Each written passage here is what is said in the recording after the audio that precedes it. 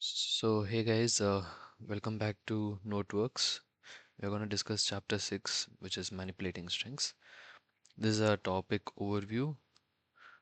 We have introduction to strings we have introduction to strings, then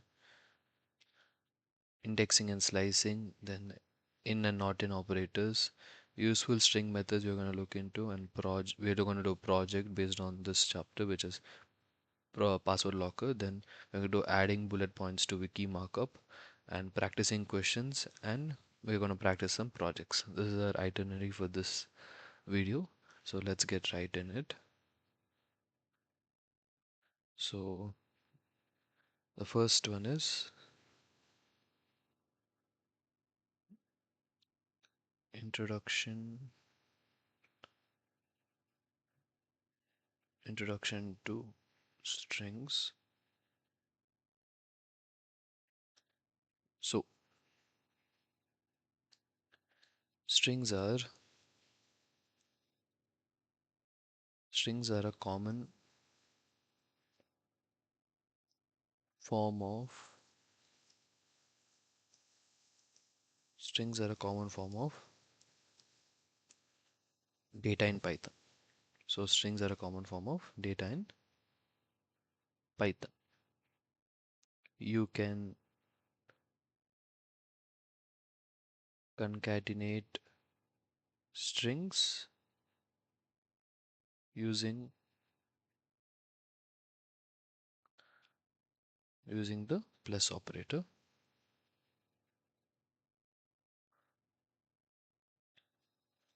Python allows Python allows extracting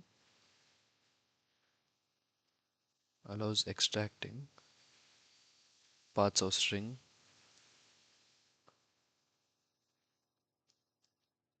string, then modifying spaces or spacing, then changing cases such as to lowercase and uppercase, then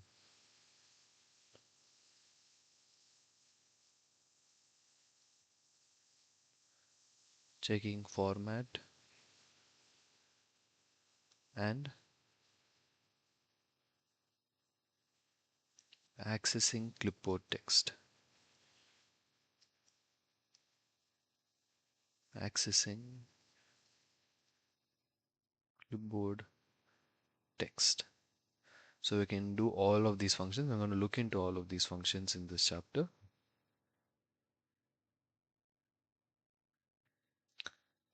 Then we are going to look into two practice project, as I stated above, which is uh, we're going to do a password manager. We're going to do a password manager.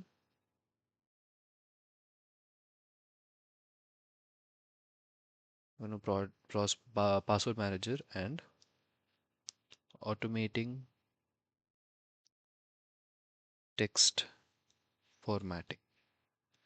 So automating text formatting and building a password manager is what we're going to do under this. Okay, that's your introduction to strings. Now let's start working with strings. Working with strings. So under this, the first topic you need to understand is what is a string literal. String literals. So strings are strings are enclosed. Strings are enclosed in single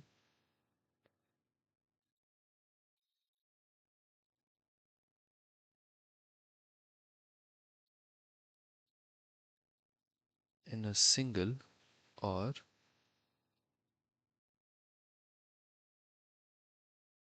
single or double quotes. So they are enclosed in a single or a double quotes. If a string contains a single quote, if a string contains a single quote, use double quote for the string delimiters. For the string delimiters. What this means is, for example, we can use double quotes if we have a sentence that has a single quote. That is, if you have something like, that is Alice's cat. So here we have a single quote. So that's why we are using double quotes instead of using a single quote. Get it? Okay. So then, if a string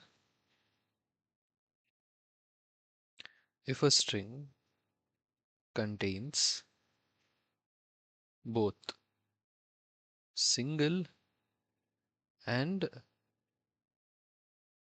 double quotes, a string contains both single and double quotes, use escape characters. Use escape characters, which we are going to see in the next topic. What do you mean by escape characters? So, what do you mean by escape characters? Escape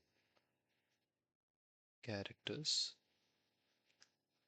So, escape characters basically has a backslash.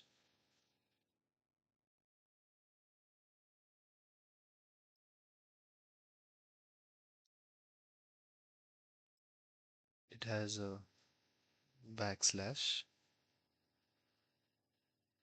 something like this, and is used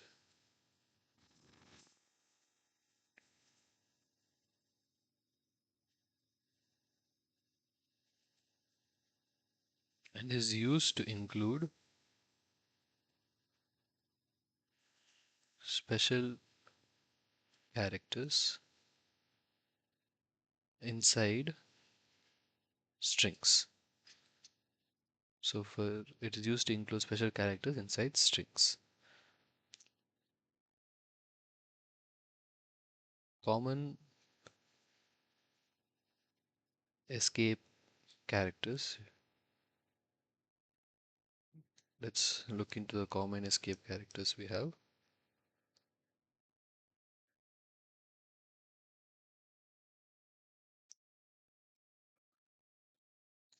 So when we say slash, when we say slash or just a backslash, it prints as a single quote. If I say slash and a semicolon or a double colon, it will print as a double quote. If I say something like this is a tab. If I say this is a new line. And this means backslash. So this means backslash. So for example,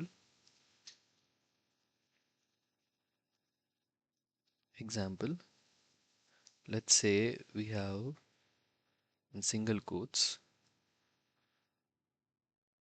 say hi to Bob slash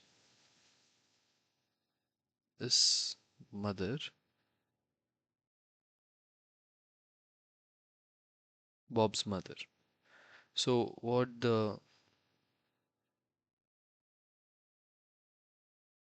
this treats the apostrophe, this treats the apostrophe as part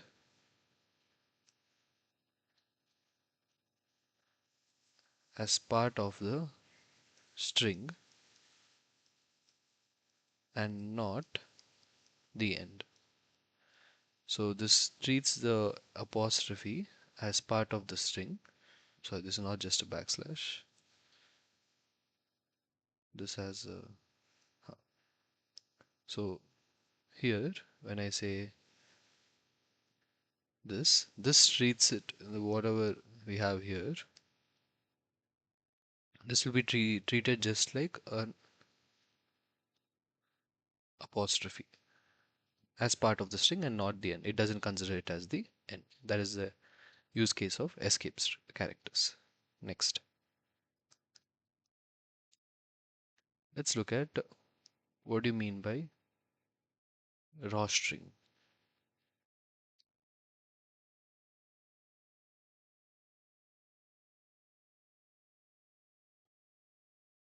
Raw strings.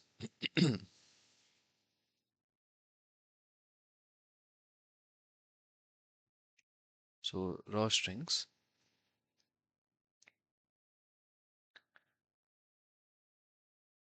prefix a string with R, the letter R, to create a raw string that ignores escape characters. So this is a maneuver around the escape characters. So if you want to use escape character as they are, then you should use a raw string. It is useful for strings with many backslashes.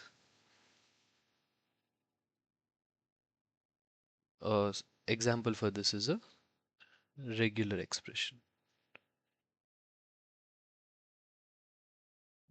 So how does it look? Meaning, for example, if I say R and write the sentence here, that is Carol's cat. This is an L and this is a backslash. Carol's cat. This prints the backslash literally. So this prints the backslash literally. So it doesn't consider this as a single quote. It will print it as it is. What is present here, it will print as it is when you put an R at the beginning. So this is the use of raw string. Next,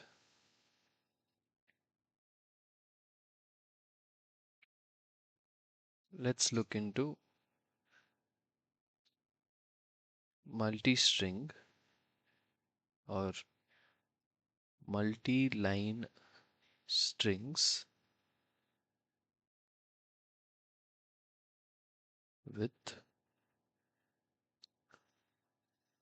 triple quotes. So multi-line strings with triple quotes. So you use triple single something like quote quote quote or double triple double quotes, either it's triple single quotes or triple double quote. That will be like something like this, per multi-line string. So it uses single quotes for double and double quotes for multi-line string. This preserves all line breaks. This preserves all line breaks, quotes, and tabs inside. So it preserves all line breaks, quotes, and tabs inside. So let's look at an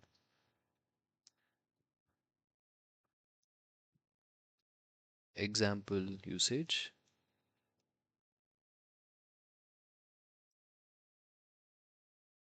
If I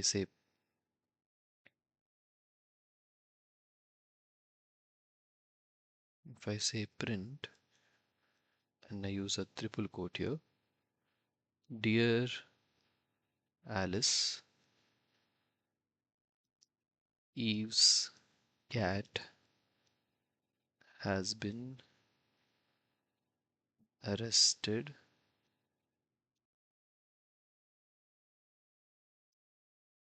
Sincerely, Bob. So when I print this, this will as it is print on the outside. So you'll get the same thing here, the same line format, and same with the same line spacing and everything in the terminal when you print this. So what's the use meaning? Single quotes, single and double quotes, single and double quotes inside, multi-line strings, inside multi-line strings don't require escaping. So they don't require escaping. And alternate is using /n for new lines in single line string, but triple quotes. So we can use /n for new lines, but triple quotes are easier to write for multiple lines. We can also write /n. We can also write something like /n and to achieve the same format, but triple quotes are easier for multiple lines. They're easier for multiple lines. Next, on this note, we have seen single line comments. So now let's look at multi-line comments.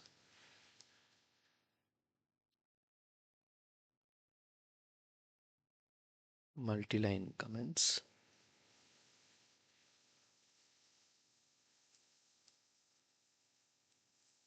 Python doesn't have a dedicated multi-line comment delimiter.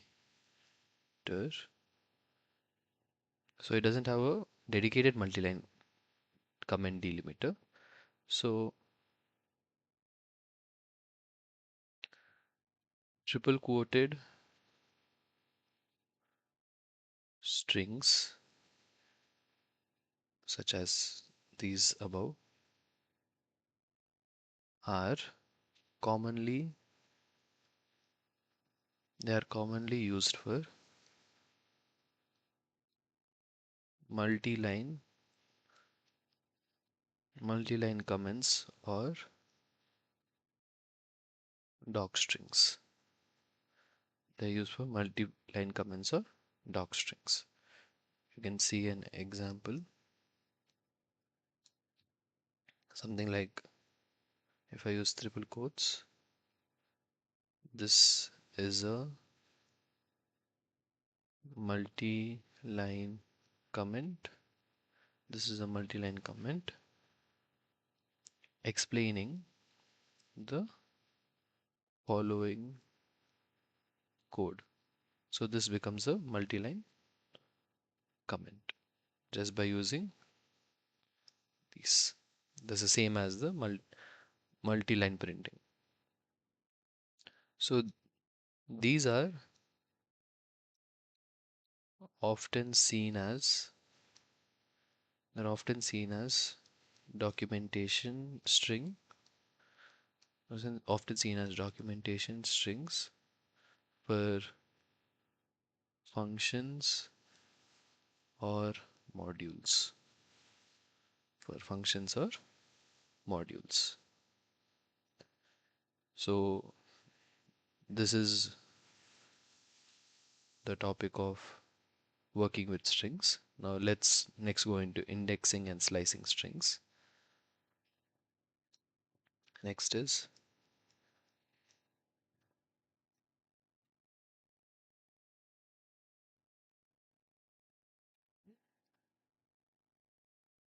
indexing and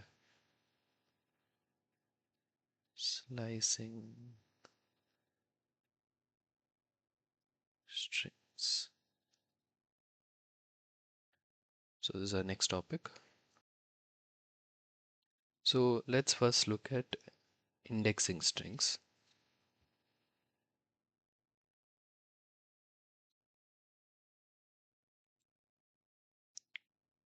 Indexing strings.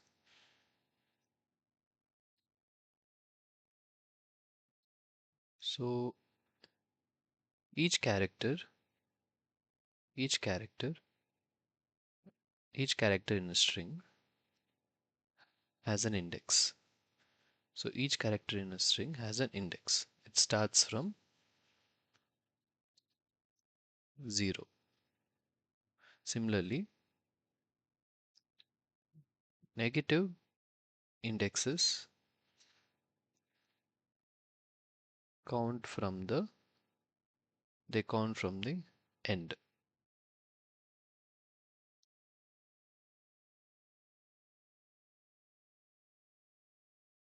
For example, -1 is the last character and -2 is the second last and so on. So let's take an example. Let's take an example of hello world. Yeah. So with this, let's try writing this with index. So we have H, E, L, L, L, O. Then we have a space. I'm not gonna give anything but space. Then W, O, R, L, D, and a exclamatory mark. So it starts from 0. Okay, it starts from 0, 1, 2, 3, 4, and the space also gets a value 5, 6, 7, 8, 9, 10, 11. So this is a 12 character long string indexing from 0 to 11. If you want negative indexing, it will go like -1, -2, -3, -4, so on. So this is how it is. So for example, let's take a example string and try printing it. So examples, if I say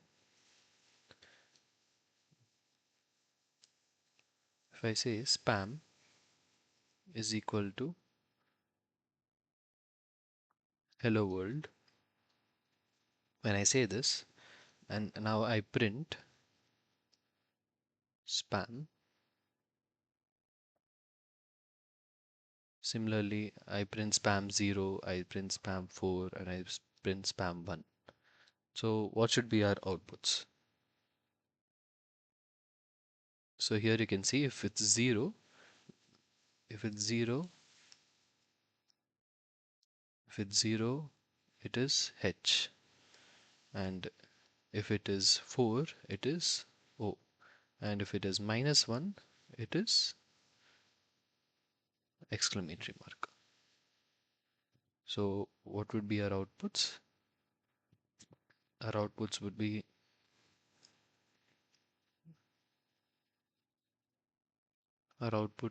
H, O, and exclamatory mark.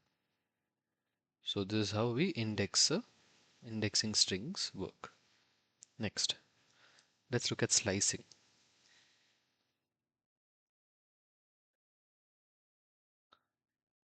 Slicing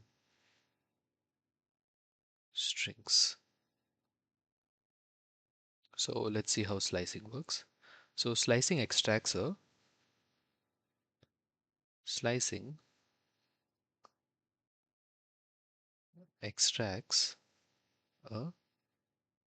substring from a string. So it extracts a substring from a string using string, and we give the start index and we give the end index. So the substring includes the character to start and excludes the character at the end. So basically what this means is it goes from start to end -1. So it doesn't include the last one, it takes one less index. Omitting the start index means starting from 0. So not including the start index would mean it will start from 0. And it will go till the end index which was specified. Similarly, omitting I'm omitting the end index means go to the end of the string. So it doesn't have an end limiter, so it goes to the end of the string. So let's look at few examples.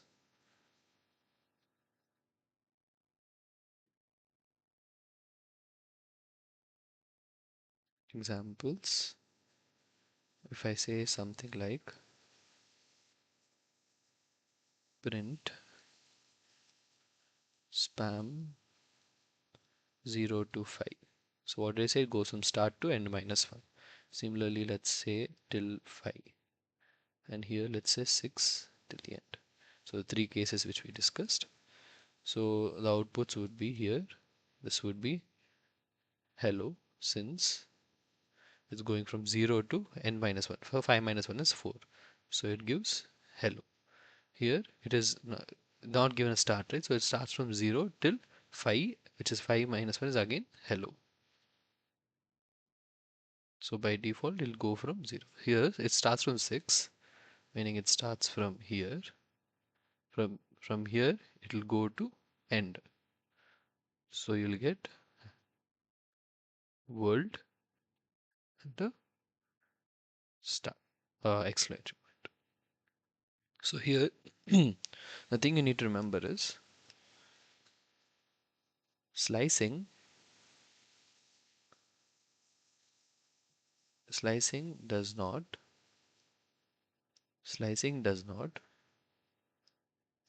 modify the it does not modify the original string. It creates a new string. It creates a new string, but it doesn't modify the old string. So for storing whatever you created, for storing a slice in a new variable, we can say something like, for example, let's take fizz is equal to spam 0 to 5, then print fizz. So when you say this, then you'll get the output as from 0 to 5, what we got above, hello. So we'll get the output here as hello. So this is the concept of indexing and slicing of strings. So the next is the in and the not in operator. The in and not in operators with string. I think we have seen this already, but let's recap. So the in and not in operators check if one string exists within another. If one string exists within another, they return a boolean value that is either true or false. These operators are case sensitive. They are case sensitive. So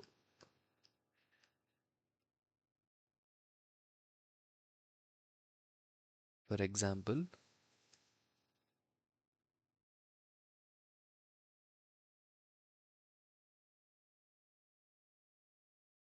hello and in hello world, this will return true because substring matches. Similarly, if I say hello in hello, this also is true. This is an exact match. If I say hello, or let's try something different. If I say all capital hello in hello world, then I will get a false because there's a case mismatch.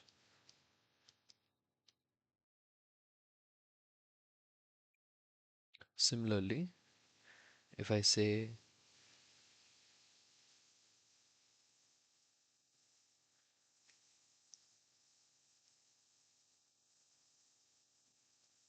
cats or cats not in cats not in cats and dogs. So this would be false since cats is present. So this is how in and not in operator works.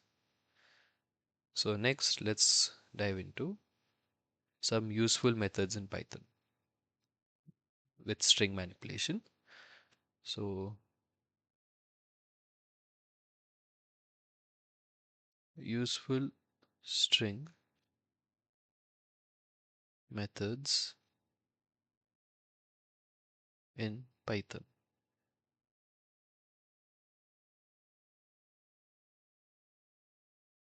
So let's look at few.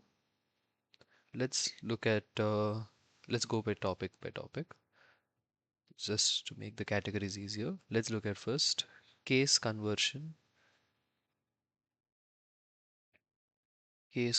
methods. So that includes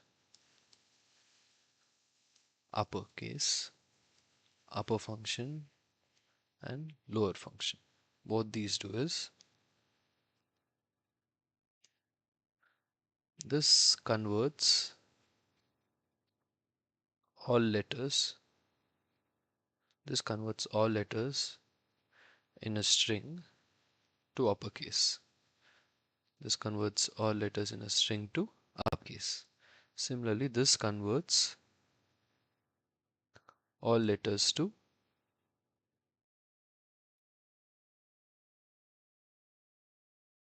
this converts all letters to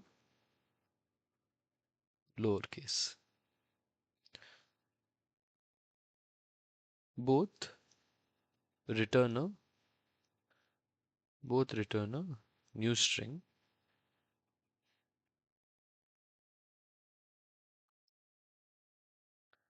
The original string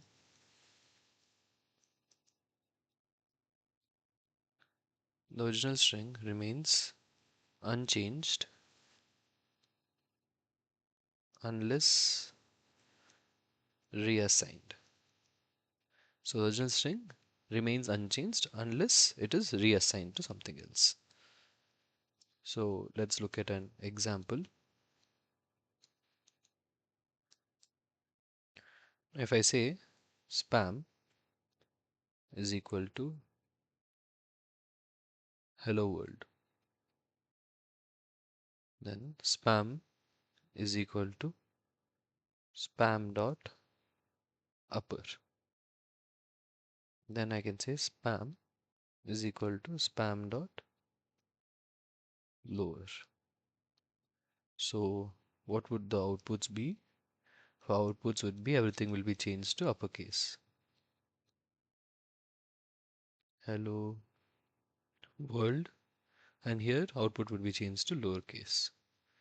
Hello world.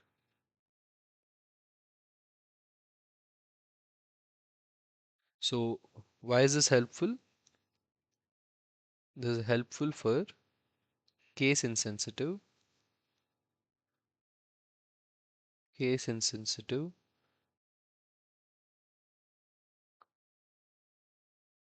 comparisons by converting inputs to a common case before comparing. So when you're comparing, we can convert all into one case and then we can compare, because sometimes we don't need whether it's an uppercase or lowercase. This is one type. The next comes is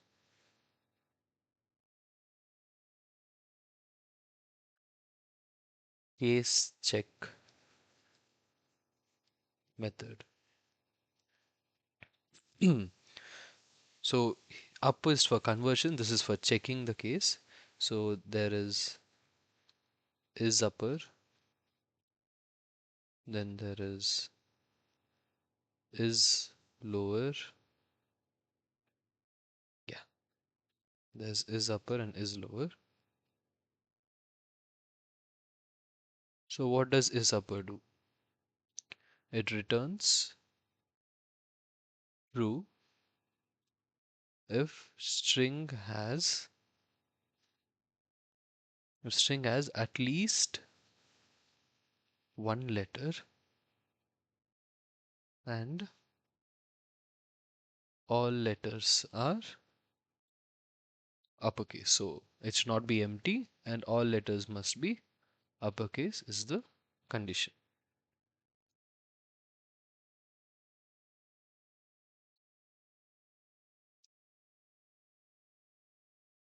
Similarly, for lowercase, returns true if string has at least one letter and all letters are, this time it is lowercase, as the name suggests. So for example,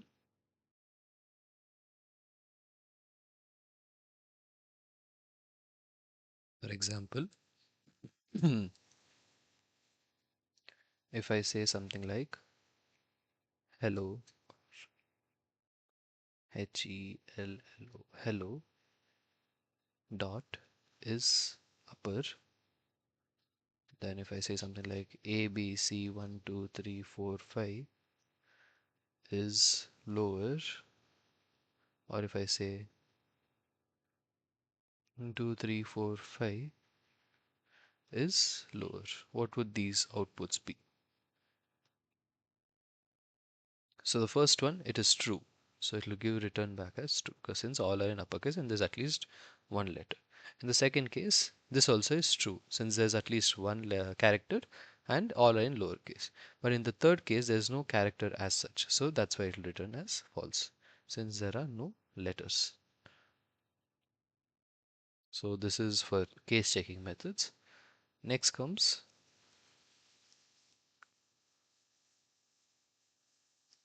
other is X string methods. Similarly, this is also for checking, but this has some other. These are Boolean validators, meaning they have a Boolean output. So what all are they?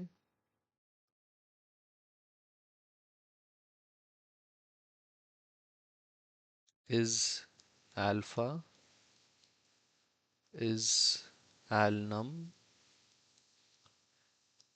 is decimal. Usually just looking at the name you'll be able to identify what are the use cases, but I'm gonna write it anyhow.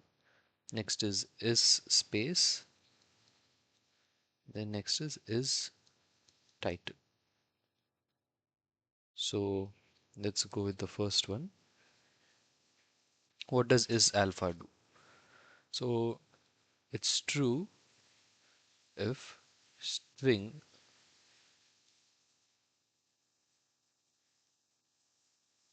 it's true if string contains only letters and is not empty. So it should contain only letters and shouldn't be empty. Then it is alpha. Is alnum, it is the opposite. It should contain only numbers. If string contains only, it should contain both letters and numbers and not empty. This is to make sure that only letters and numbers, and it should not be empty. It should not have any special characters as such. Then true if string contains only numeric character, not empty. Then what is this space? True if string contains only white spaces. Should contain only white spaces such as space, tab, new line, and not empty. Should not be empty. Then is title. True if string is title cased. That means, what does this mean is each word begins with uppercase followed by lowercase letters. So they begin with uppercase followed by how a title should be. So let's look at some example use cases.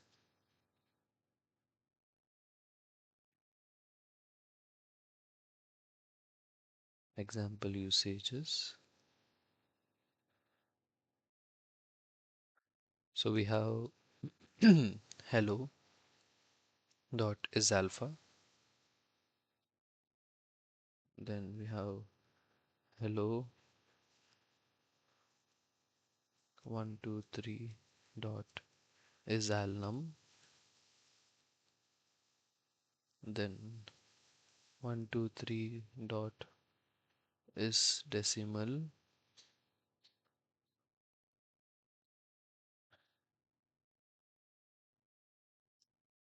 Then space dot is space. Then this is title case dot is title. So here first one hello dot is alpha, all are letters, so this will be true. Here hello 123 is number, has both number and letters, so it will this be true. Decimal has one number, so this will be true. This only has space, so this also will be true. This each letter is having a capital here, so this also will be true. So this is your other is X string methods. Now let's look at how do you validate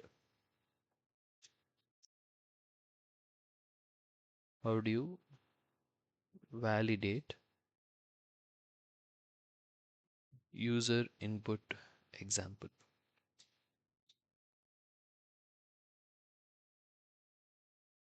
So how do you validate is the question here. So we use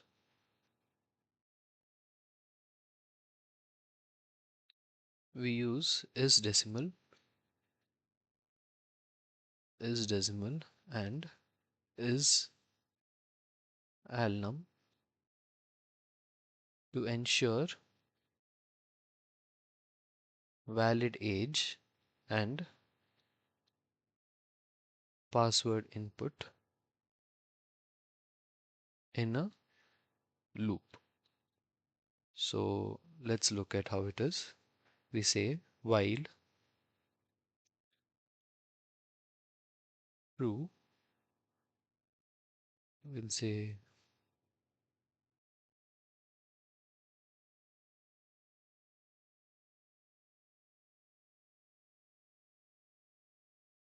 while true, age is equal to input. We're going to input the age. Enter your age. And now age must be only in numbers. So we say if age dot is decimal,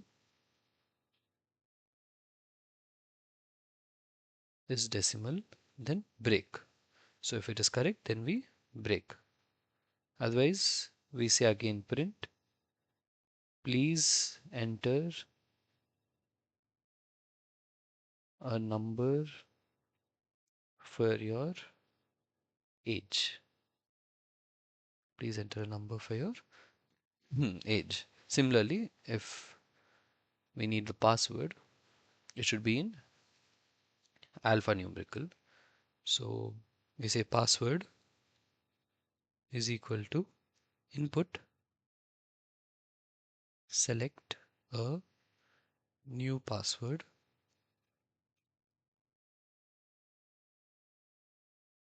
letter and number only.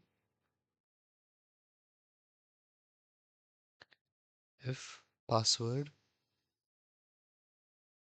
dot is alnum then break. Otherwise, print passwords can only have letters and numbers. So this is how you validate user input example. One is with age, number, one is the alphabetical. So next, okay, so next is checking start and end of string.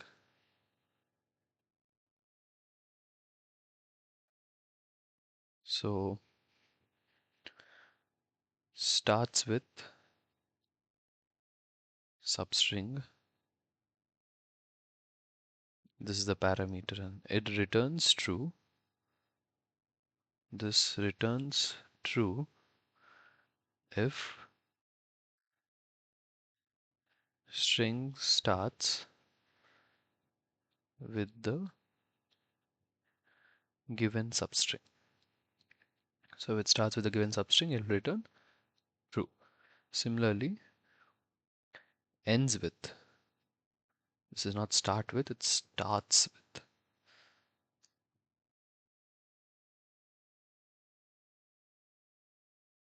This is ends with substring. This also returns true if string ends with the given substring. This is useful for partial string. This is useful for partial string matching instead of full equality. So instead of full equality, this is used for partial string matching. So for example,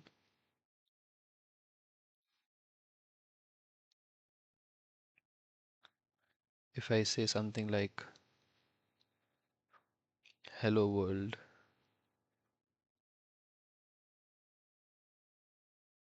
starts with hello. Hello world starts with hello. Then next, hello world ends with world exclamatory point. Similarly, if I say ABC123 starts with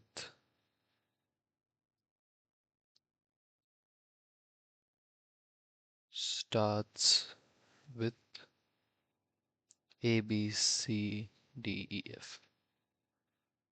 So when I say this, for this part, hello world starts with hello, this would be true because it does start with hello, and this also will be true because it ends with world, but this will be false since there is no A B C D E F. So this is checking start and end of a string using these both functions, using start with function and ends with function. Next we'll be looking at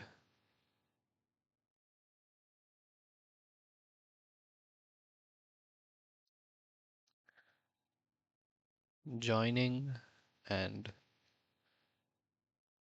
splitting strings. Let's look at how do you join and split strings.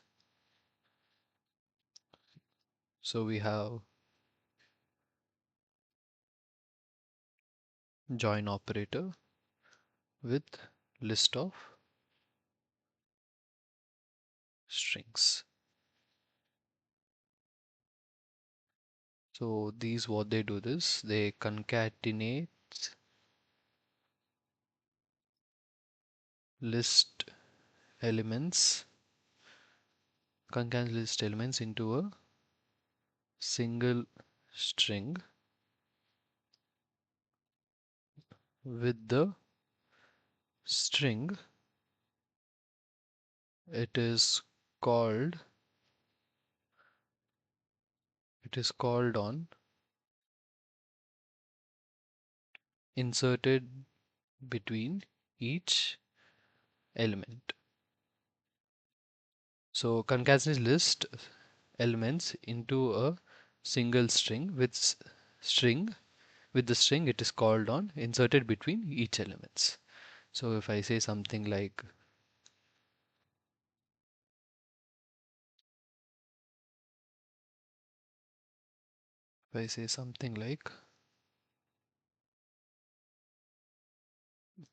comma dot join cats, this is a list, rats and bats. If I do something like this, I should get the output as cats, comma, rats, comma, bats. Similarly, when I say join my name is Simon, if I'm just giving a space, or yeah, if I just give a space, then I'll get the output as my name space is space Simon. Similarly, if I, instead of giving just commas or space, if I give something like ABC, I can give a string also. Join my name is Simon. If I do this, then I'll get the output as my ABC name ABC is ABC Simon. So this is how the join operator works. Similarly,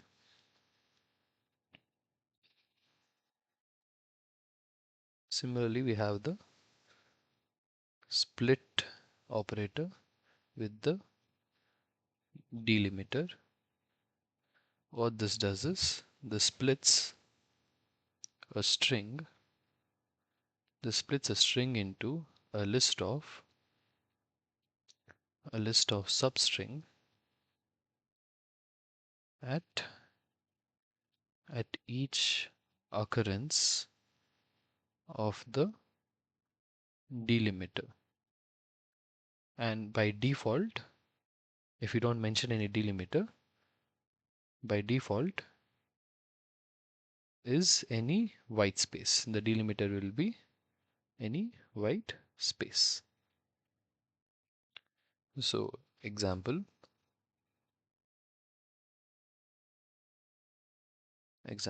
if I say we give a string, my name is Simon, and I say split, and I don't give anything, so by default will take the white spaces. Similarly, let's write the next one also. If I say my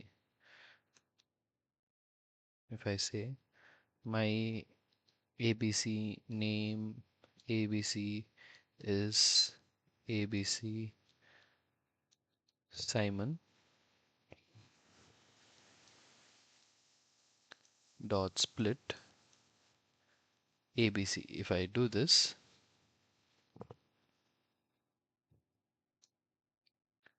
then for this I should get the output as my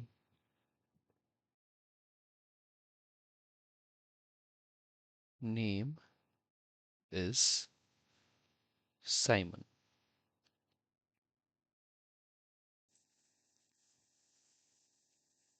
And for this output also will be same as above. So this is how split operator works. So now this is like splitting just a single string. What happens if you want to split multi-line strings by new line? You want to split it by a new line. How to do it? So how you do it is you say spam is equal to, let's give a multi-line string, dear Alice, comma, how have you been, question mark. So this is a multi-line string. Now if I say spam dot split and give it a slash n.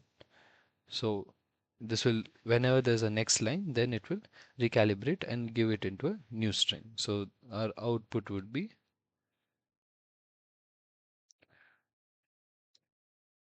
dear Alice will be one string, comma, how have you been would be the next one. So this is how you do it if it is a multi-line string. Similarly, now let's look at the next topic.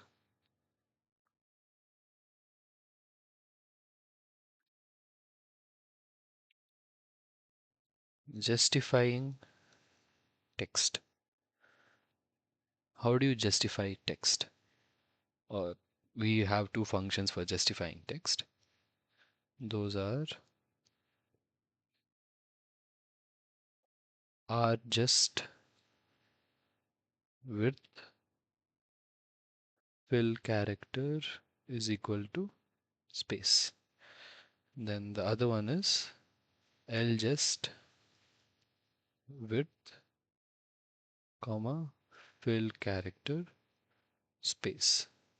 Then center width fill character space. So what does this basically do is returns this returns string right justified in a field of given width. In a field of given width, it'll right justify. Basically, padded with spaces or specific or specified fill characters. So I'll while doing an example, you'll understand it better. So left justified is basically in the same right justified with the left justified version. Center justify is again same thing. Centers the string in the given width. In the given width, it centers the string. So let's look at an example to understand better. Examples.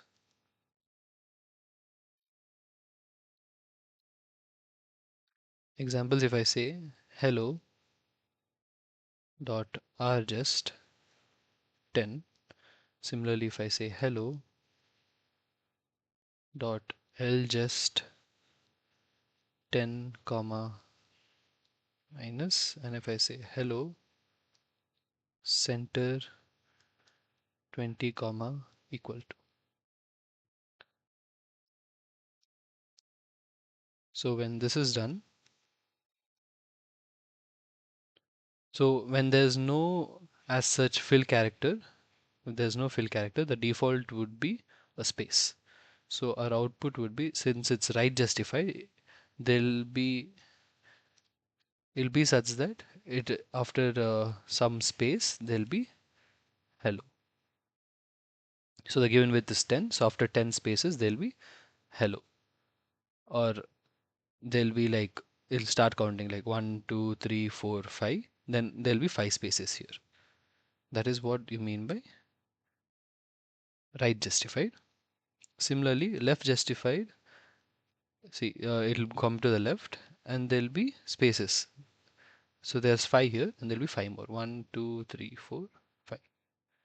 Similarly here also, since it's centered, the hello would be in the center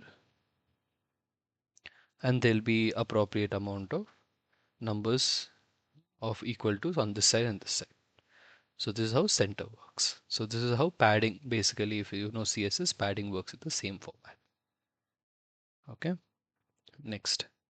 Now let's look at an example involving all of these.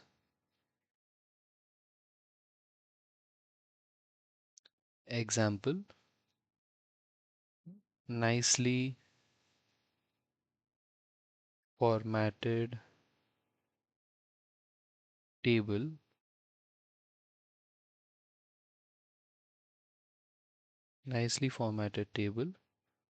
using justification methods. So if I say def print picnic items ticked comma left width comma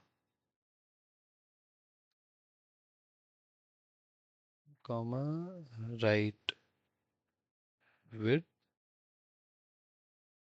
So I we are gonna print a picnic where items dictionary will be sent and there'll be left width and right width. So let's print picnic items dot center left width plus right width comma, we are gonna give the delimiter as, or the fill character as dash. So center left width plus right width we are giving.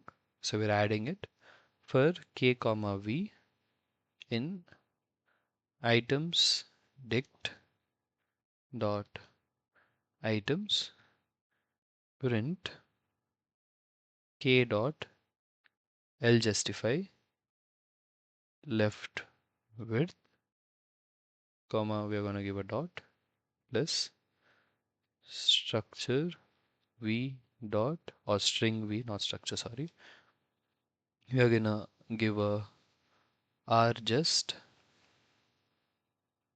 right width. So this is what we need to do, and here we say picnic items is equal to sandwiches 4 comma apples 12 cups 4 cookies 8,000. So this is our dictionary. So first we are gonna send print picnic. So we're gonna send the picnic items and 12 and 5. Then next we're gonna send print picnic items 20 comma 6. So let's see what each of it does and how the final output is gonna be like. So what this line here, which is this, what this is gonna do is this prints the title, which is picnic items centered. It will center it with dashes around it. So with dashes around it, it will print. So let's take this.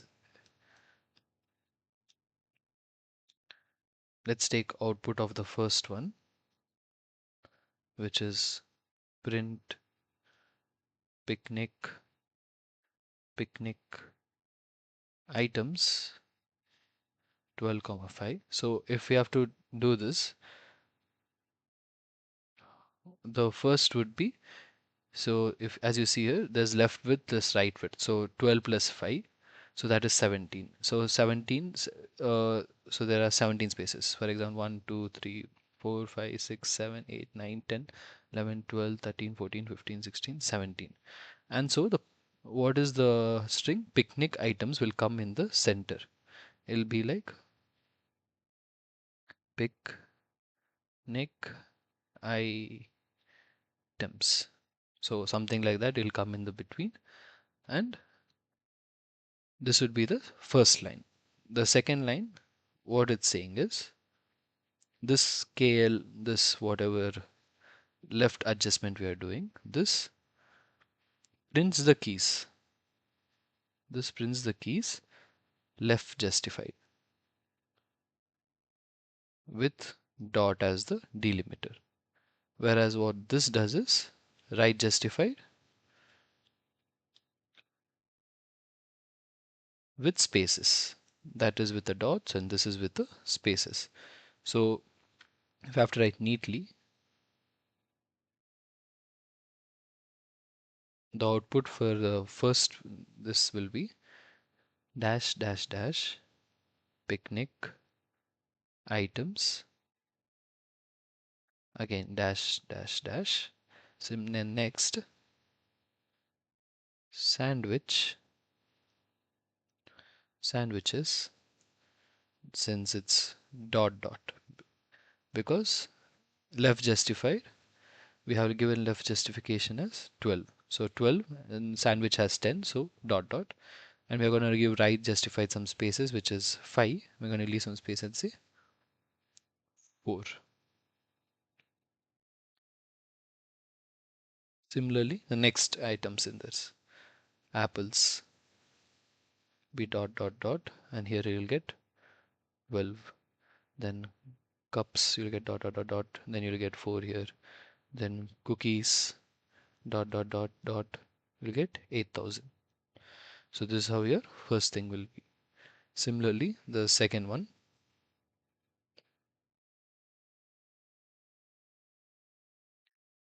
has more spaces and more. It'll be the same. I'll write here only. If print picnic items, comma 20, comma 6.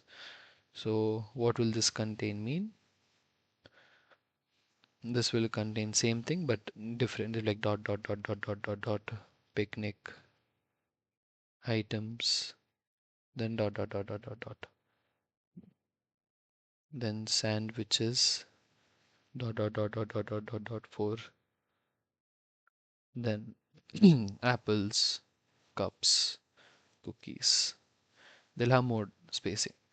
Basically, that's what this means. 12, 4, and 8,000. So this is how you neatly represent a table of items which is presented to you. Then next comes is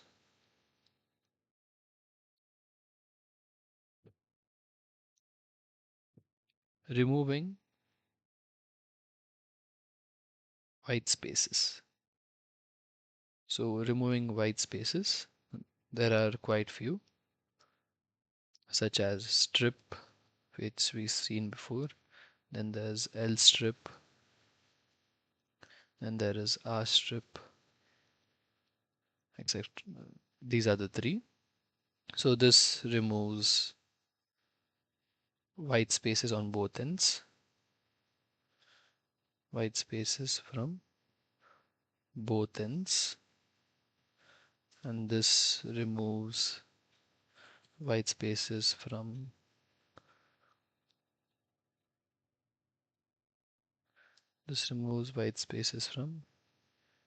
left side.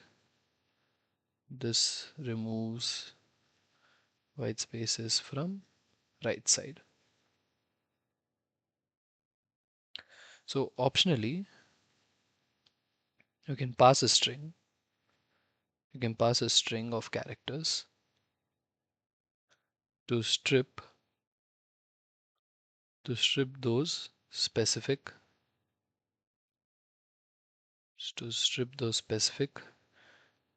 characters from ends. To strip those specific characters from ends. So if I have to take an example,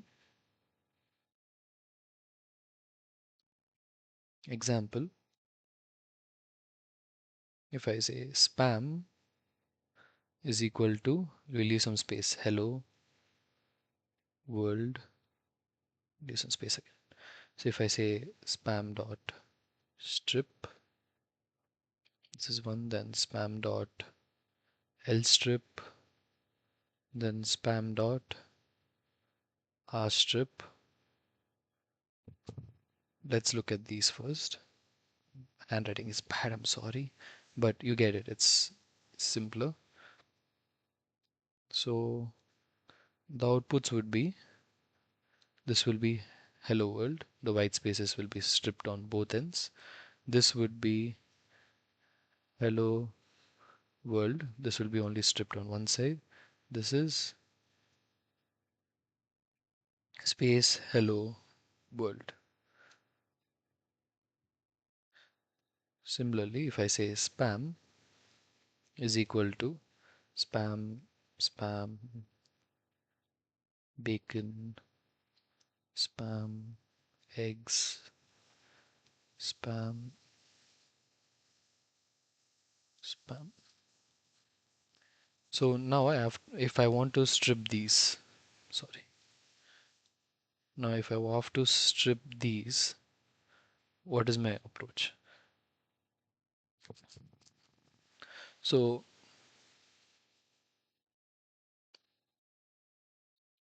I should, so here if I say spam, I want to remove this. So I can write it as spam dot strip amps. So this would give me the output of bacon, spam, eggs. So what's happening is spam, oh sorry,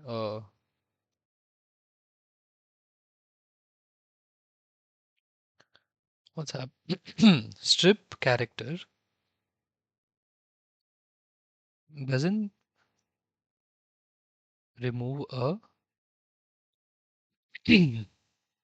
doesn't remove a substring. Instead, it removes all characters listed in char from the start and end of the string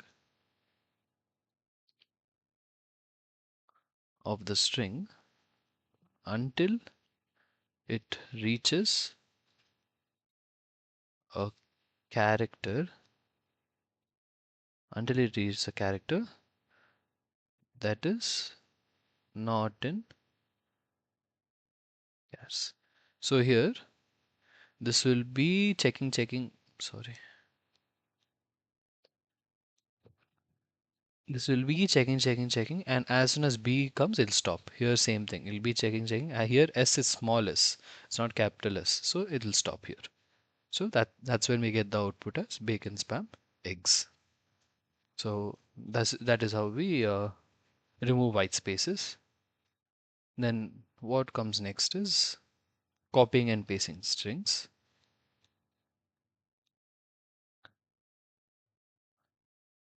Copying and pasting strings with Piper clip module So Paperclip.copy text. Then there is paperclip.paste. So what this does is this copies text to clipboard. It doesn't copy anywhere, it just copies to your system's clipboard. And this returns current clipboard content. This returns current clipboard content.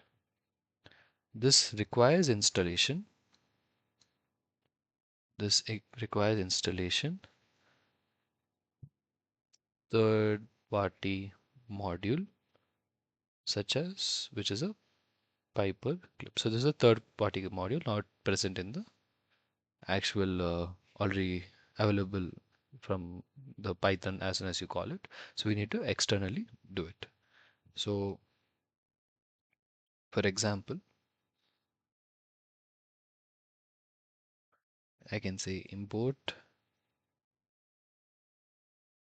Piper clip and I say Piper clip dot copy hello world. Similarly, I can say Piper clip dot paste. This you will get it as hello world as the output. So this is all under this subtopic, which is useful string methods in Python. We have covered a lot. Please go through it and try executing the programs for you to understand better. Let's start with the next, which is the project, which is password locker. Okay, so the next topic is a project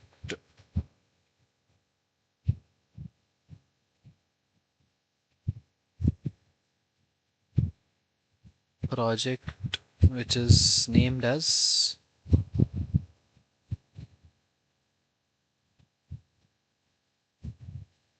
password locker. So this is a project. Let's look at each part of it and we're going to solve it step by step for you to understand properly. So first let's look at the purpose.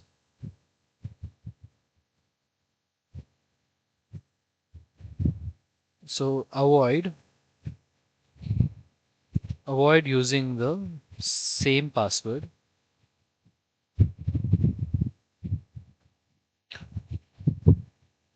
across websites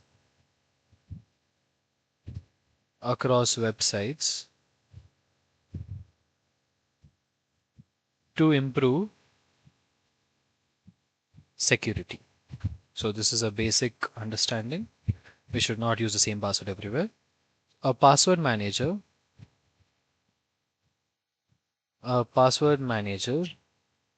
stores many passwords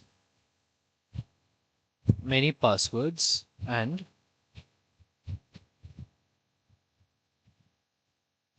uses one master password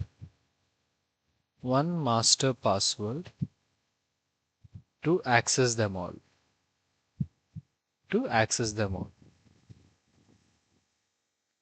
This project demonstrates a basic insecure password locker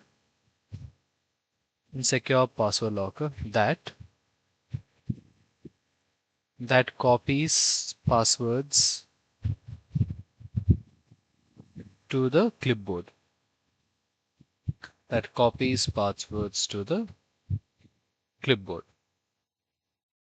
So this is the purpose of our project. Now let's look at step-by-step implementation of this. So Step 1. The step 1 of any project should be program design and data structures. Program design, data structure. So let's use a dictionary. Let's use a dictionary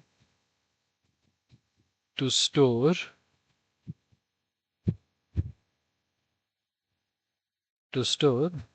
account names. So these will be the keys and passwords. This will be the values.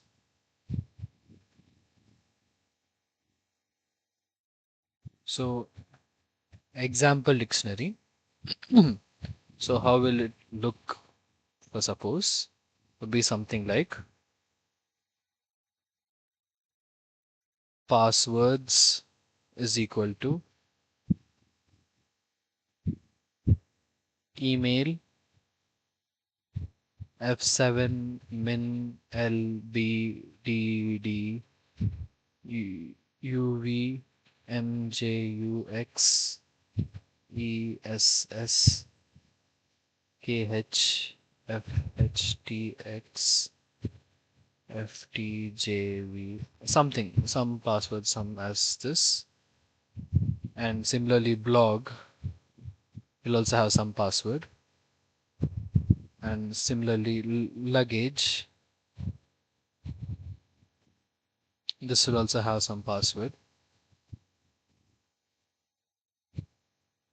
And that's all. So this is how our dictionary will look.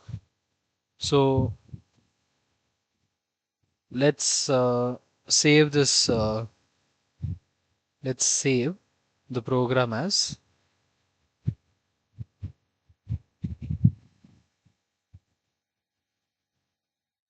pw.py, just to keep it short. And with let's start with shebang line, that is hashtag Python 3.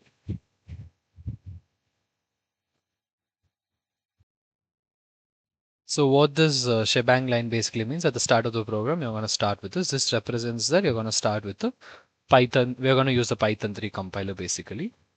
So that's step 1. So this is basically step 1. Now let's look at step 2.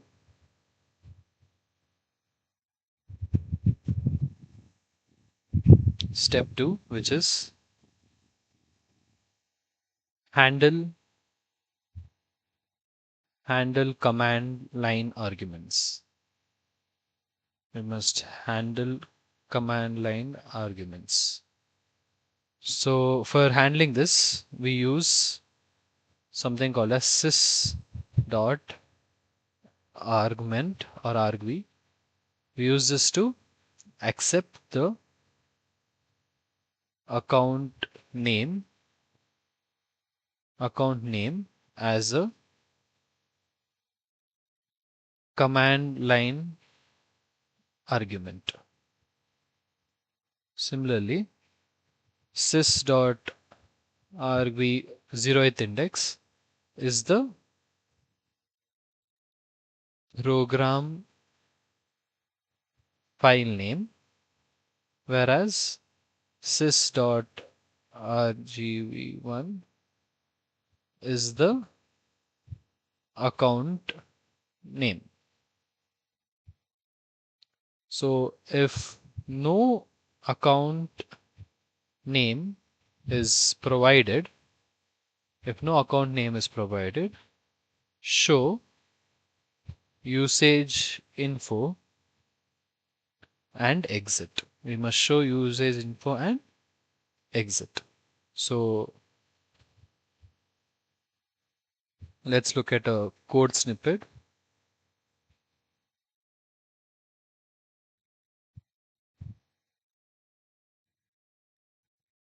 Import sys if length of system.rgv is less than 2, If the arguments are less than 2, then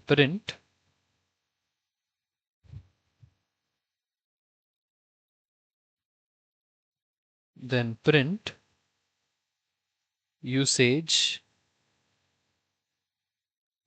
python pw.py account copy account password.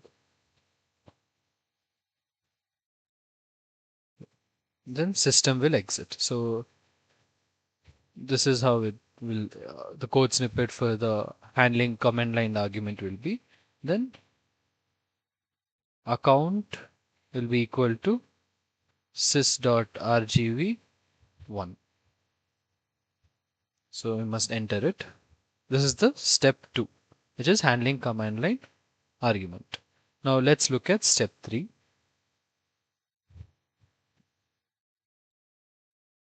Step 3, which is copy the password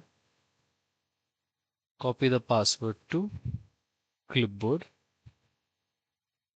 So we must copy the password to clipboard. As we saw in the previous, for copying we need to use a module, third party module, which is py per clip, like py per clip, to access clipboard functions,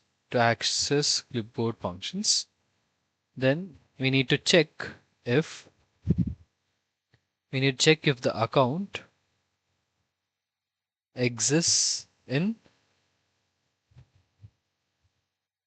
passwords. We need to check if it exists in the passwords. If yes, we must copy the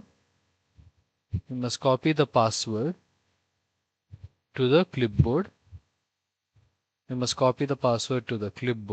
And print a confirmation.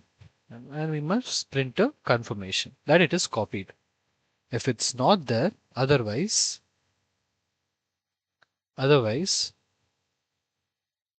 print an error message. We must print an error message. Let's look at an example.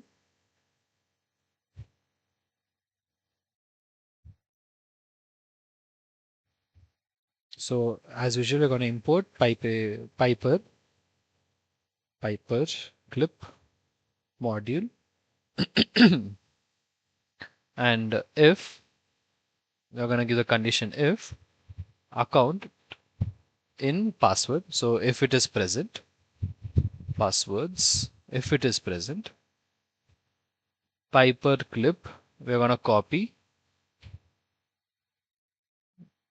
under the passwords account. We're going to copy it under the passwords account and we're going to store it in the clipboard and print f password for account copied to clipboard. So it is copied to clipboard. Else print f there is no account name. Print there is no account name and give the account, whatever you have taken as the input. So these are the steps you need to follow. So you can try and look at the steps and try to code on your own. And now I'm going to give you the full code. I'm going to give you the final code. Just try on your own, and if you don't get, refer to the script. Final script structure. So we have, as I said, we have to start off with Python 3, then pw.py is what we are storing in, and insecure, it is an insecure password program. Then We are gonna give a dictionary passwords. You can give email and you can give anything here. I can give blog. I can give anything here. And you can give luggage. I can give anything here, your wish. That is depending on whatever password you have set. Next is import sys dot sys. We're going to import sys on and paperclip. These are the two modules we'll be needing. So let's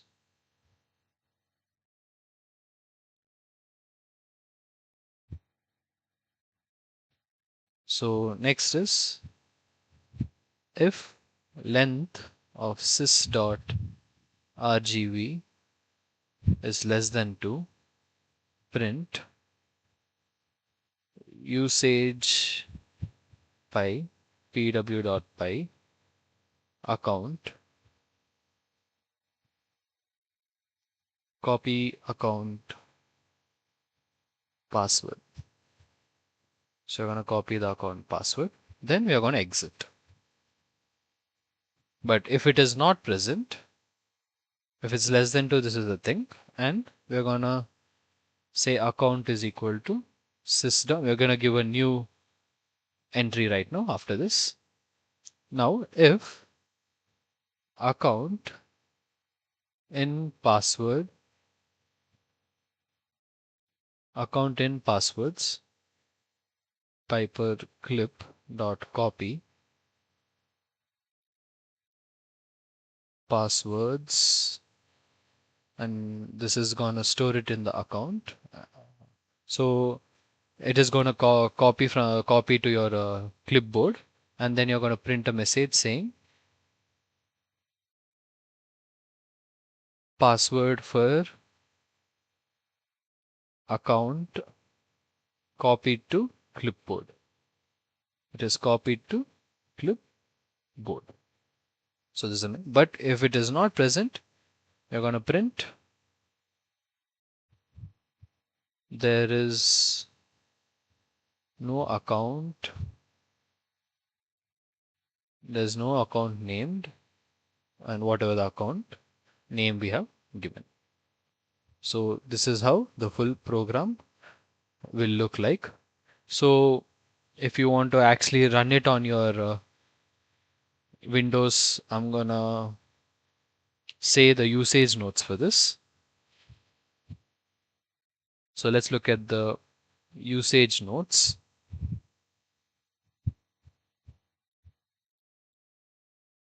So modify the passwords. We must modify the password dictionary.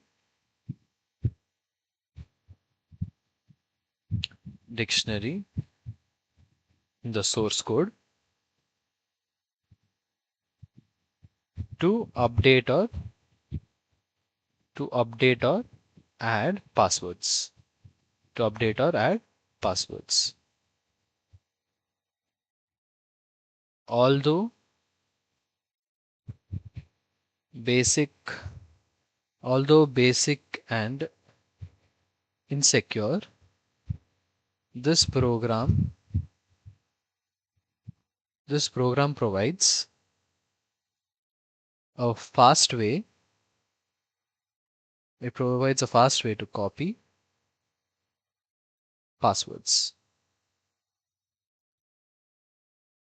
It can be adapted to store and copy other frequently used text script or text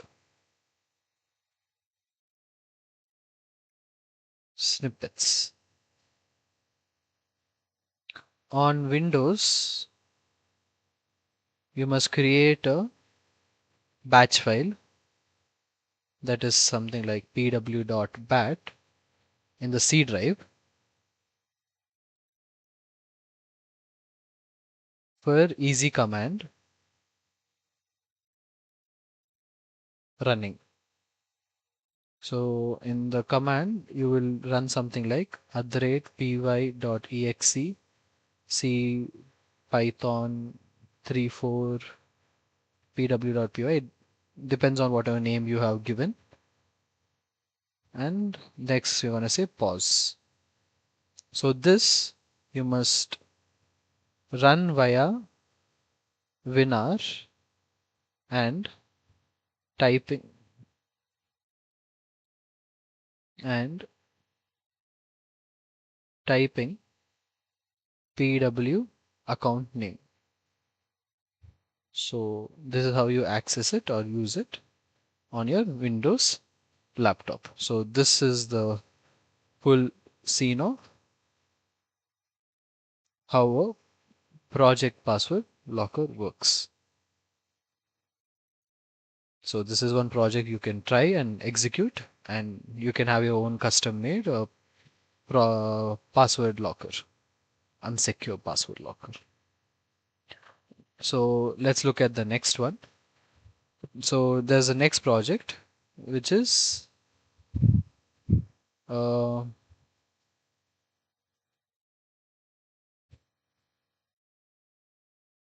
so this is next project which is adding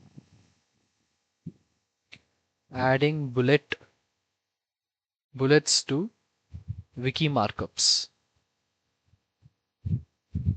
Adding bullets to wiki markups. This is our next topic we're going to study. So the purpose of this is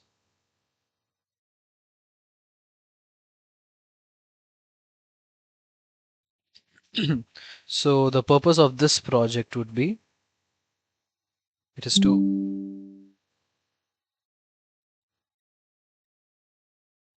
yeah so it is to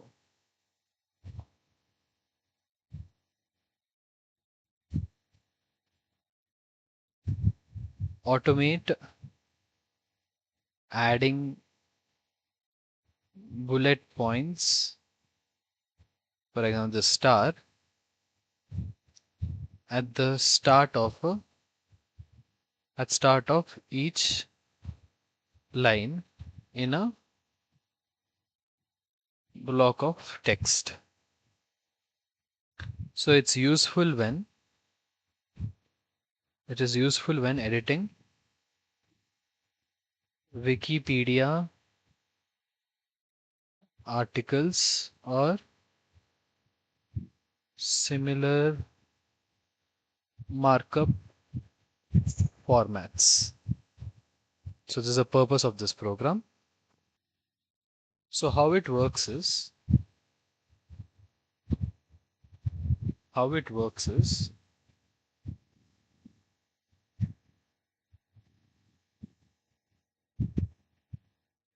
the program reads text from the clipboard. It reads text from the clipboard, adds a star and space at the beginning of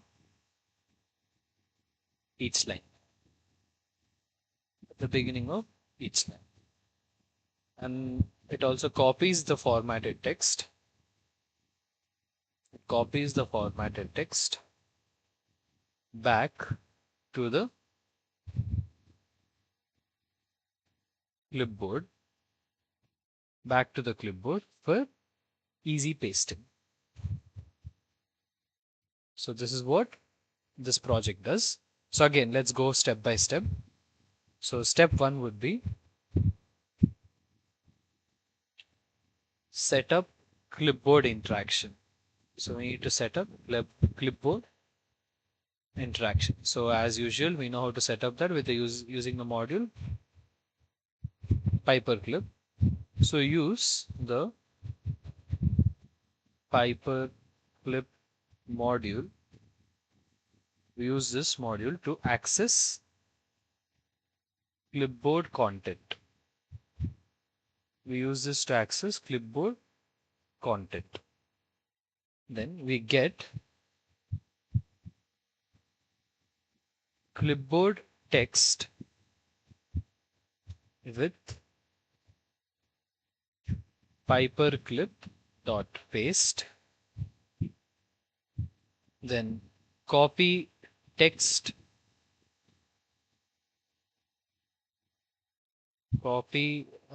text back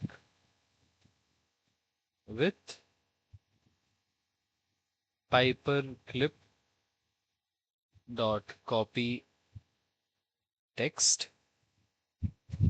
So this is what we have to do initially. So the initial template would be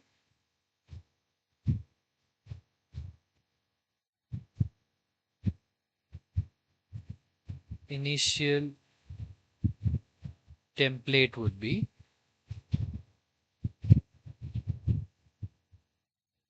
let's say we have to import first, right? So import paperclip, then text is equal to paperclip dot paste. So what we just put a comment to do add stars.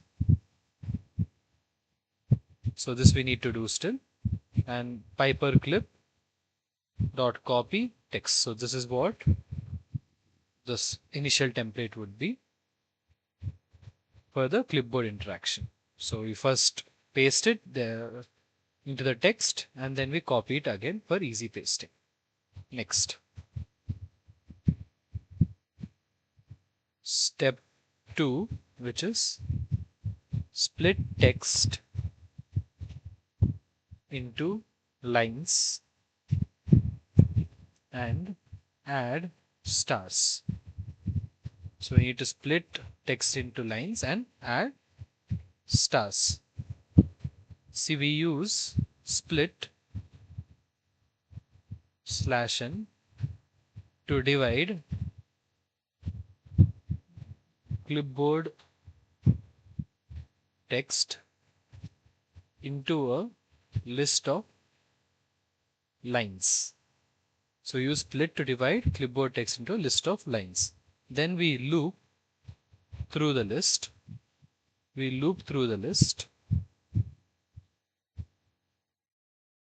Prefixing,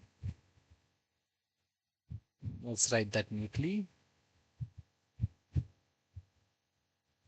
Prefixing each line with a star and a space. So this we need to loop through. So if you look at the code snippet, it would be something like we take the lines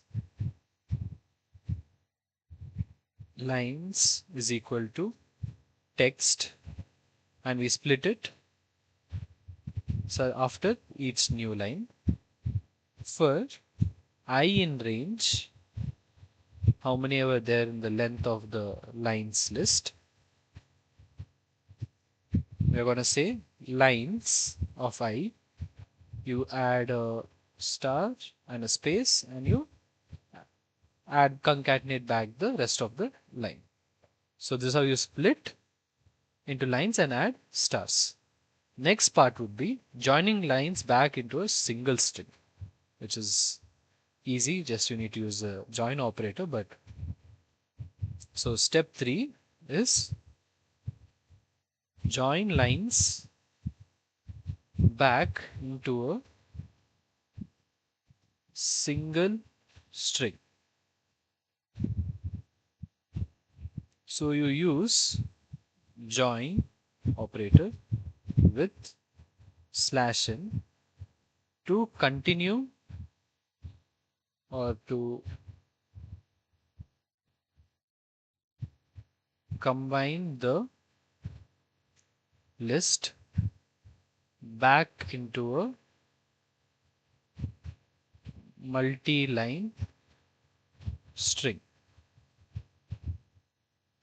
So you copy the resulting string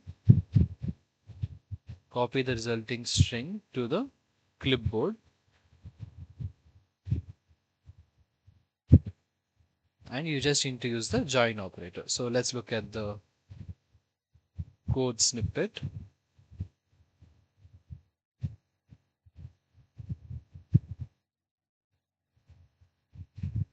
It will be something like text is equal to /n join lines. So wherever you have the /n, join lines with the /n, and paperclip, we're gonna copy it with the text. So with this, you'll be able to write your code. Just read it once and write the code. But yet again, I'm gonna write the full code just for convenience sake. So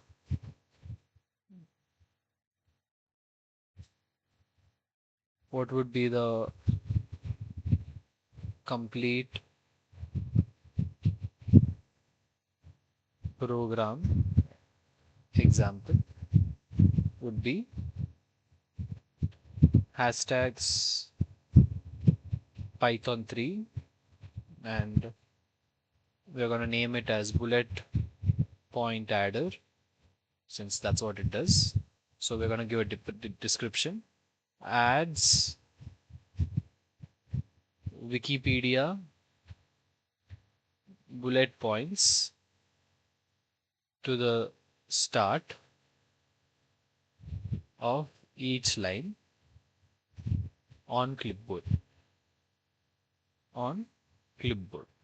So first what you need to do is import paperclip. Then next you're going to take in the text. We're going to paste it into the text part. Paste. So next would be splitting it. Lines is equal to text dot split /n, and for I in range, length of the lines, we have to say add a star and a space. So we add a star and a space and add with lines of I, and then text is equal to /n join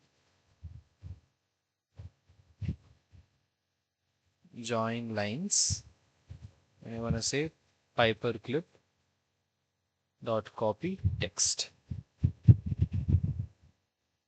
So this is your full program. So I'm going to give you the usage notes for you to implement it and at least try it. Actually try it. So let me give you the usage notes.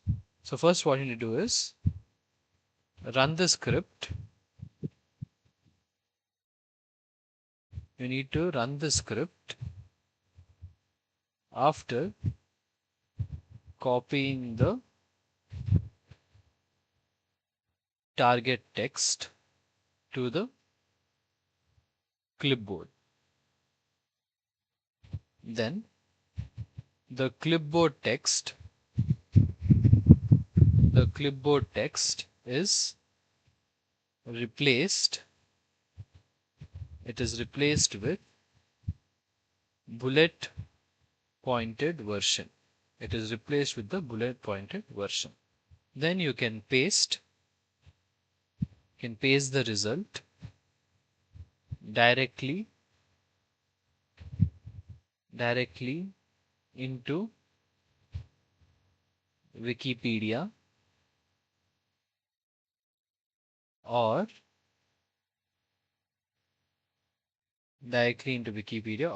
other markup editors. So this approach can be adapted for other text manipulation tasks such as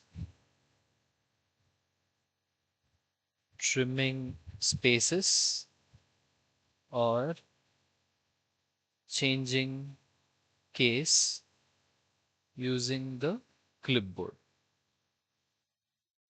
So you can try these other approaches also if you want. So, but this is the whole project of adding a bullet point to the markup of Wikipedia. So we are done with the theory part of it. So let's look what's left through our topics. Wow, that's a lot of notes. So we are done with this, and this. So yeah, all we are left with practice questions and practice projects. So let's dive right in through that. So we are done with this. So let's look at some practice projects and project practice questions. So let's first look at some practice questions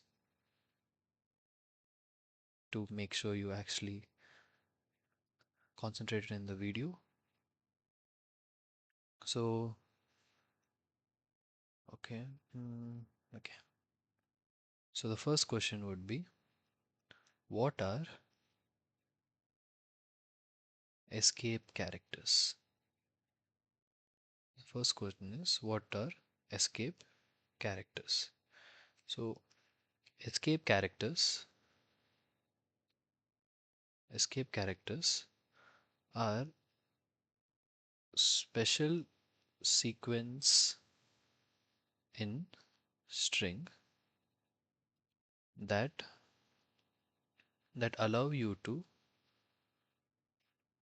that allow you to include character that are that are otherwise hard to type or interpret.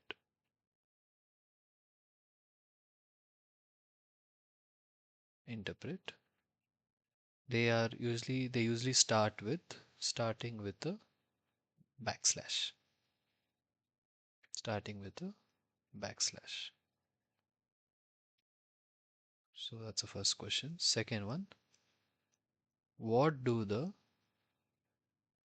slash n and slash t escape characters represent?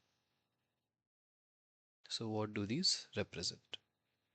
So slash n represents a new line. So this represents a new line. So basically a line break. Similarly, a slash t rep represents a tab, horizontal spaces. Usually it is 5 or 3. Next, third question. How how can you put a slash, which is a backslash character in a string? So how do you put a slash, which is a how do you put a backslash character in a string? So you use a double backslash to include a literal backslash. For example, this is a backslash.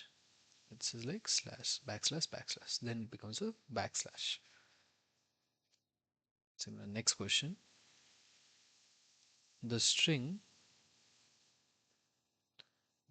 value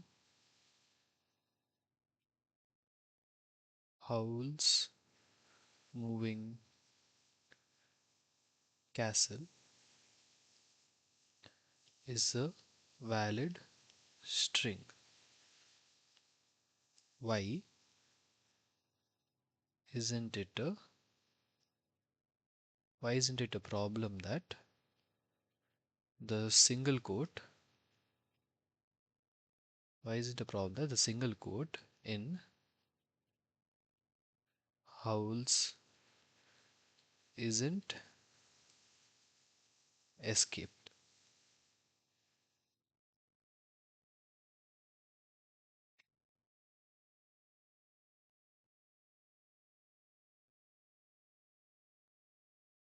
I'm just trying to go to the next page, but okay, fine. So why is it? So we have already learned why is it, because since we are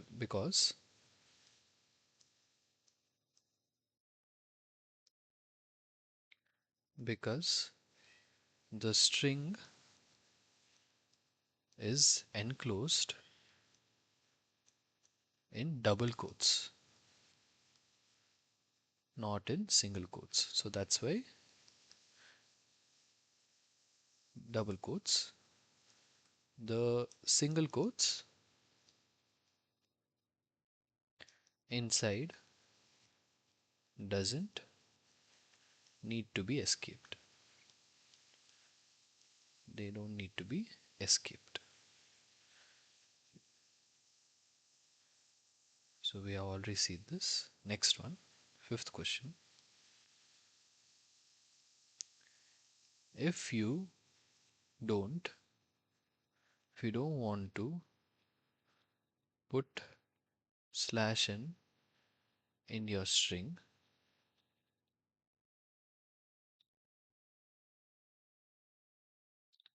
how can you write a string with new lines in it without using slash in? How do you do it? So you use the multi-liner, which is a triple quotes.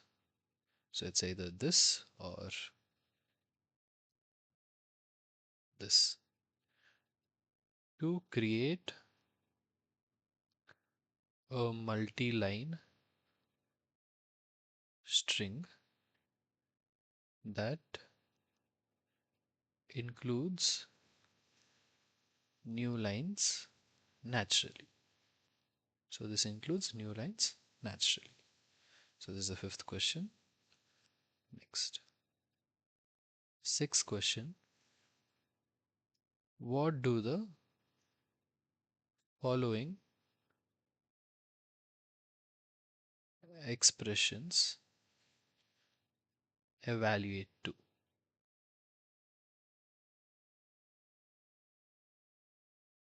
Evaluate to.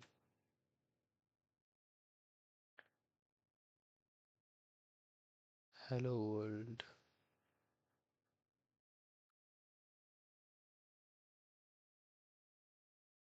If I say first index, what will evaluate to? Similarly, same hello world if I say 0 to 5.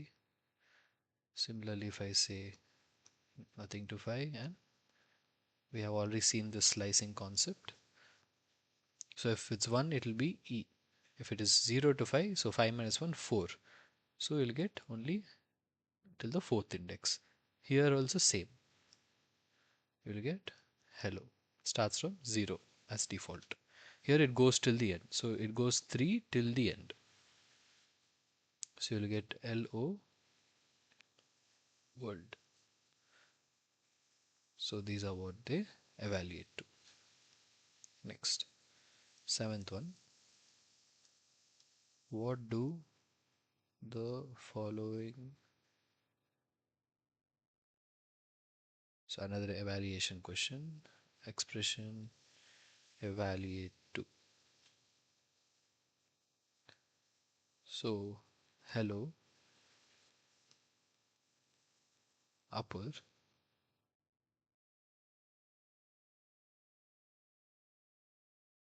you'll get hello. Similarly, hello upper, you get is upper. Since we are converting into upper, this also will be true. Similarly, if I say hello upper and you convert into lower after converting into upper, then after converting to upper, it will convert to lower. So you'll get it as hello. So these are your evaluation answers. It's very simple, so that's why I'm going fast.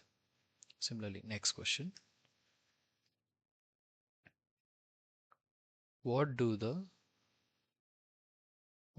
following expression evaluate to? So let me write the first expression, which is remember dot comma remember again the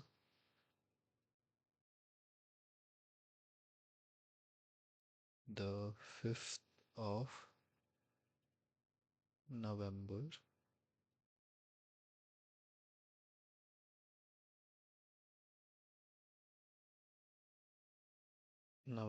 the 5th of November, full stop, dot split. So since this is the first expression, the second one is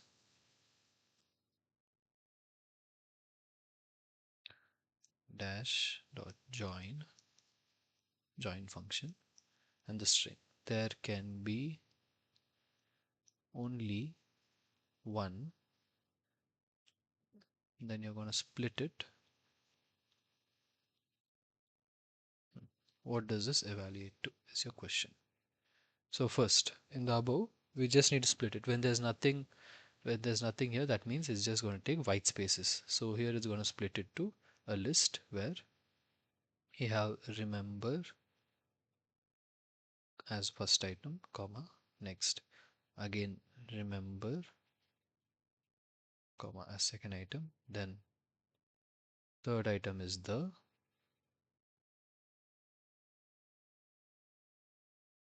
then 5th of November. So these are your list items. Second here, what this is going to do is it's going to split them into a list. So it's going to split them such like there can be only one. So after this, it's going to join it with this is going to get joined with this function where it's going to use dash as the delimiter. So here the final output would be there can be only one. There can be only one. So this is how you evaluate an expression. Similarly, next question, ninth one. What string methods can you use to write justify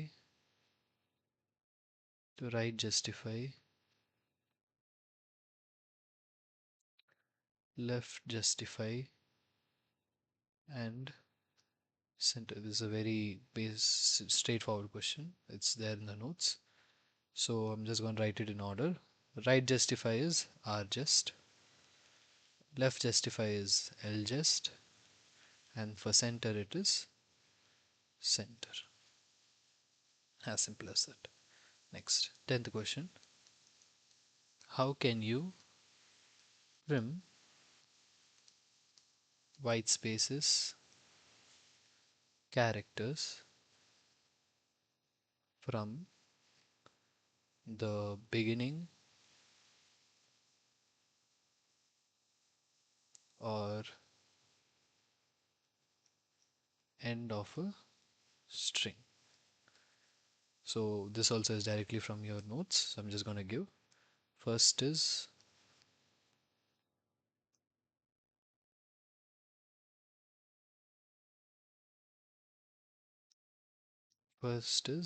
strip, which strips both sides of the both white spaces on both left and right. Then it is L strip, which strips the left white spaces. R strip, which strips the right left spaces. So these are your questions and your answers along with them.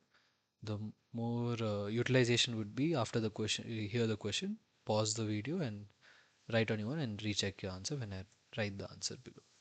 Then there is one last practice project before we end this chapter. Practice project, which is table printer. We have seen a version already in the during the classes, but here let's look at the table printer. So first, what would be the problem statement? What would be the problem statement?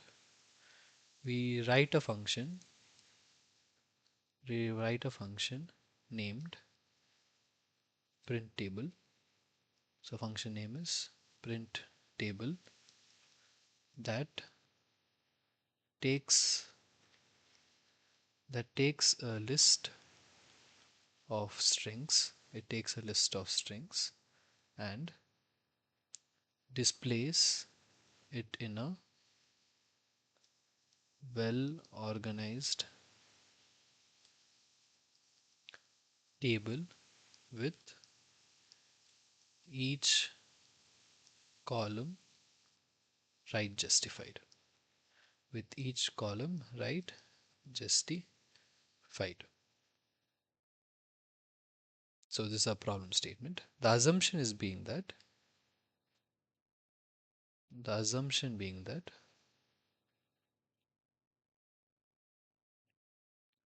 all inner lists all inner lists contain the same number of strings. So they contain the same number of strings and each each inner list represents a column of data. So this is our assumption. So we need to structure the data in this format. So this is our assumption. Let's take an example input and show how the output might be. So example input is table data is equal to, we're going to use nested lists, apples, oranges,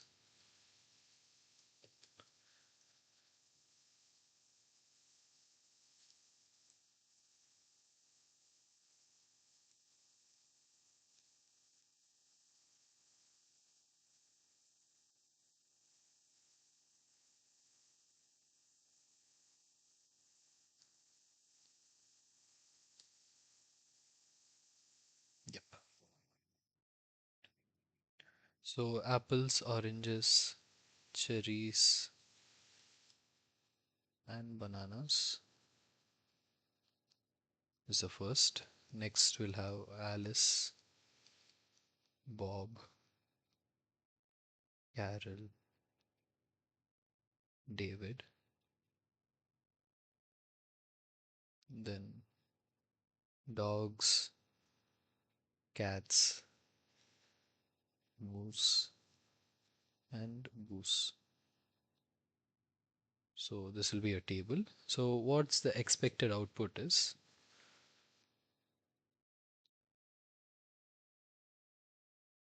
What's the expected output is? We need to get it in this format. Apples, Alice, dogs. So basically like a transverse of a matrix type. Oranges, Bob, cats, cherries, Carol, moose. Then we have banana, David, and goose. So this should be your expected output. So think about it, try doing on your own. Now I'm gonna give the solution now.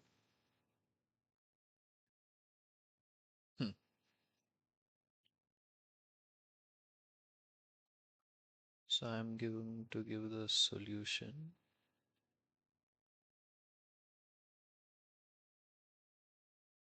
Def print table data. So sorry, num calls is equal to length of table data, then call width is equal to 0 into num calls. So what these both lines are doing is, this is the number of columns and this is list to store max width per each columns.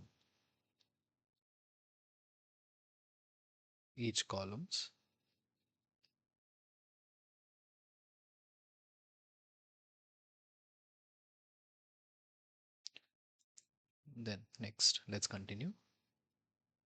For I in range of num calls,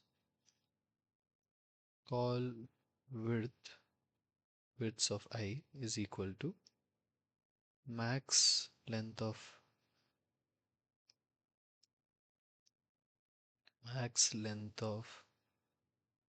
items or item per item in table table data I. So what this basically does is, this finds the longest string length for each column. For each column, it will find the longest string length. Next, num rows is equal to length of table data 0.